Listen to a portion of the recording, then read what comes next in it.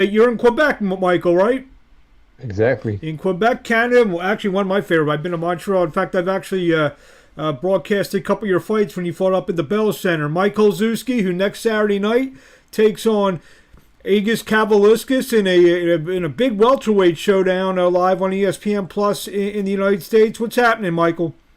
Not much, man. Just at this point that the training is over, camp is over. It's pretty much lose weight a little bit and just final touches to the like technical size and everything. But it's good, man. It's been a good camp.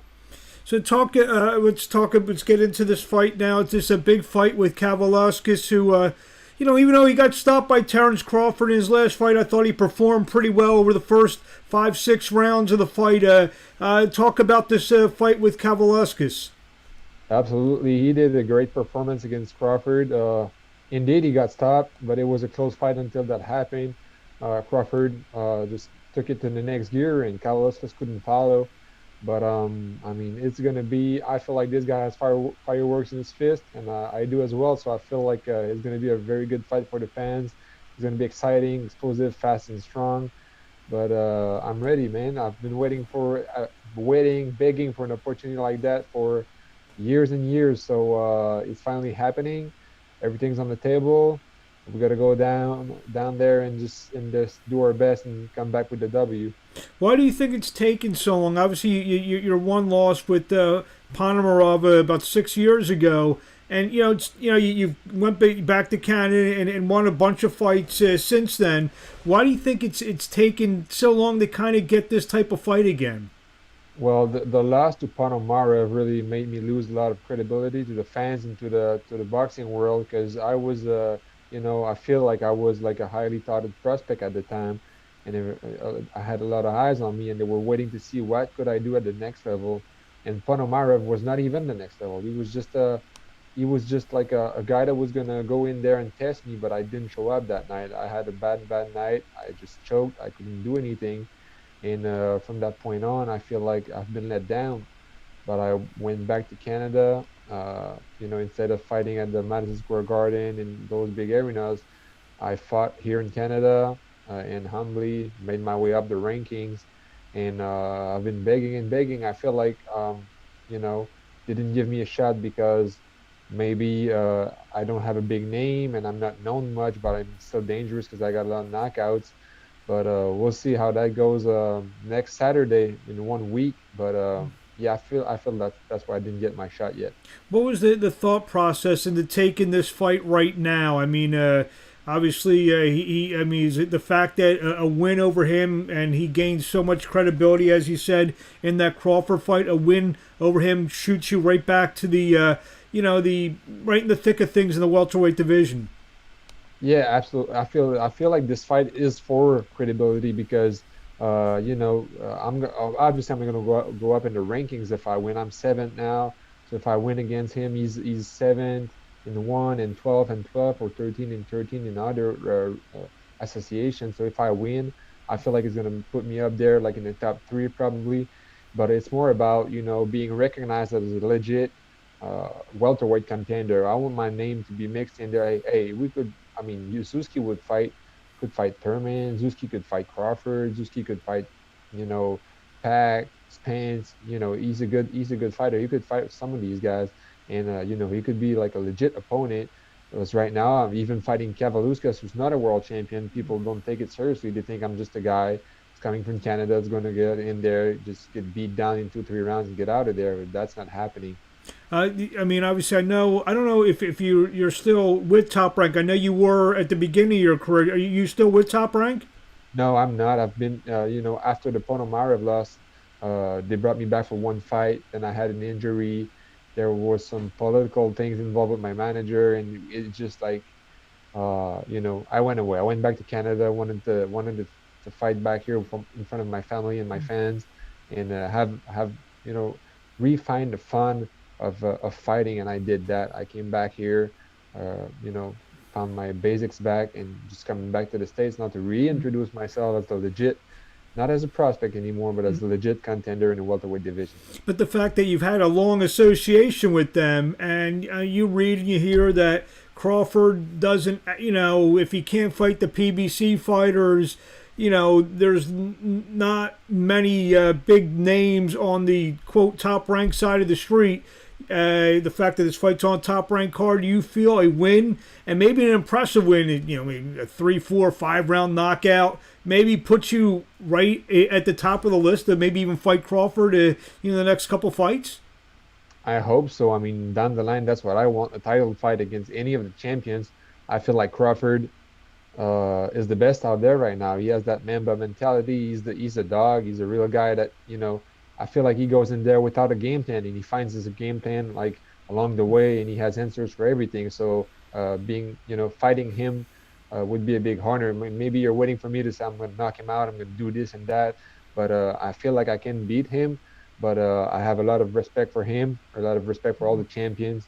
They all work hard. They're not this, they're not that.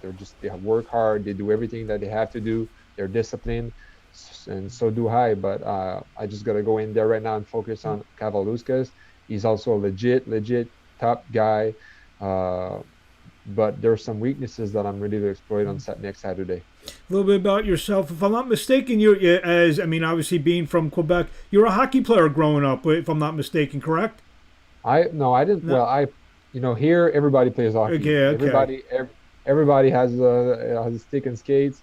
You just go out there with your friends and you have fun. I wasn't like in the real team, but I was like a team sports guy when I was younger, but I wasn't good at that. I had to find my way and find a sport where I could control more and be by myself, and boxing was it. You're a hockey fan though, at least. Do you follow? I mean, there's no way you're not a hockey fan if you live here. You're gonna, you're gonna get everybody's gonna turn their back on you. I mean, I'm not like I don't follow all the statistics or anything, but you have to follow the Montreal Canadiens. Everybody knows about them. You watching the playoffs at all, or? Yeah, I watch the Canadiens playoffs. I don't watch like all the games of all the teams, but I'm not like a hockey fan. I'm a Montreal Canadiens. Gotcha. Well, don't try to throw a right hand at me. I'm a Flyers fan, and we beat you guys in the last round. Just real quickly, during the COVID shutdown, how were you able to to commandeer yourself, stay in shape? I think we lost you here. Working now. There you are. There you are. Right. There you're back. How were you able to stay in shape during when all the gyms were shut down? Training in the garage, running, staying active. I got a 5-year-old son. He's just keeping me busy, so I'm always running around, playing with him. But it was more like hitting the bag in the garage, running, doing what I can really, because it wasn't great training or whatever. But I did what I had to do to don't put rust on and just stay active, stay busy, and punch the bag, run. To my miles, and I've been in good shape. And as soon as the gyms reopened here, I was in there just grinding, being ready to catch any opportunity that would come. I told Ivan Michel, who's the promoter here, that we're not turning down anyone. We're not turning down any fights that makes sense within the time frame that I have, a couple of weeks, 4 weeks or more to prepare, because I got to lose weight. But I was staying in shape and sparring. You mentioned something interesting. You have a 5-year-old son. That's about 5-6 years when you did suffer that defeat. How much is now with your son is a motivation for you in terms of now you're back on this stage? I mean, is there a correlation where the motivation now? I mean, you have a son that helps motivate you for a situation like this. For sure, you always do it for yourself when you start, and at some point it's more about making an example for him, to show him that, look, son, this is what I do. I train every day. I bust my ass off. I run. I wake up before he does sometimes and go run. And when he wakes up, I'm all wet downstairs, sweating and breathing hard.